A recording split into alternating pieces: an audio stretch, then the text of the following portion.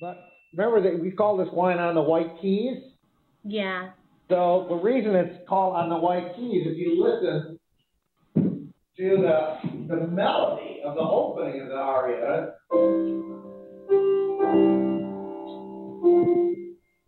can you hear that?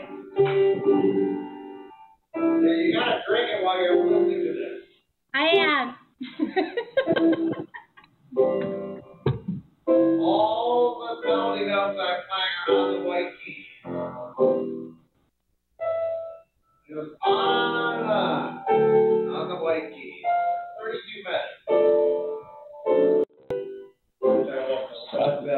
So just White Keys. That's easy to play piano like that. That's the White Keys. No worrying about like the Black Keys. I mean, that's like just perfect. Well, we haven't done the Black Keys yet, but that could be a future wine. Well, Karen and I thought, well, we should have our own white wine if we're going to go solo with Arietta, because we just had red wine, did that wine, and we thought, well, we're a Bordeaux blending brand. That's the theme of it. So we should have a white Bordeaux style wine. And that's all it took. Annie went running out and came back about a week later and said, I found an incredibly great source of Sauvignon Blanc. We've got to grab it. And we said, well, oh, great, fantastic. Where is it? He said, well, it's on Sonoma Mountain. And I thought, let's see, all our stations, Napa Valley red wines, you know, we're in the NBD, we're Napa brand. So what? Fine. I thought more good, you know, white grapes. We'd have a better choice maybe in Sonoma. And it was the style of white wine we're looking for too, because it's a hillside site. It's pretty rare. Yeah.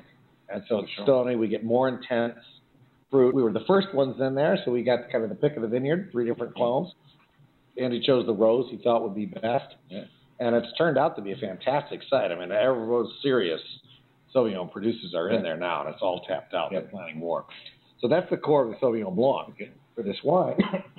And John, of course, was still consulting and very much interested.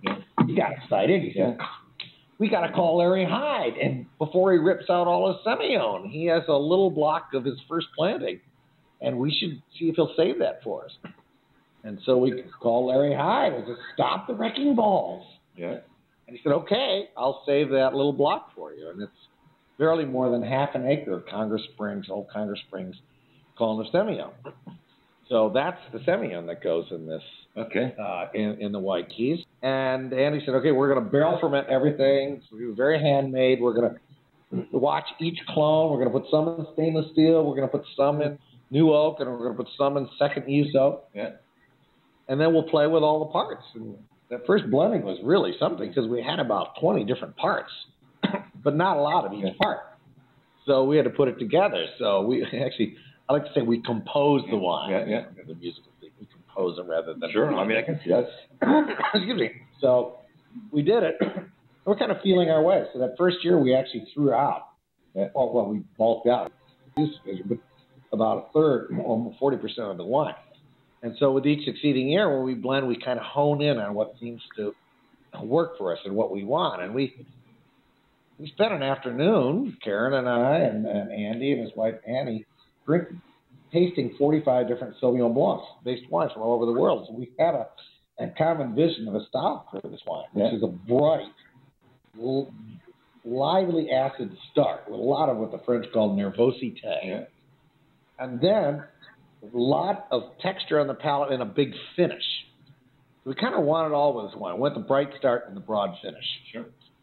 And the barrel fermentation, the old vine Semillon, and the about 25% new oak helped us accomplish the broadening of the finish. So that's the white wine. We've made it ever since. We love it. We clearly need to make more of it.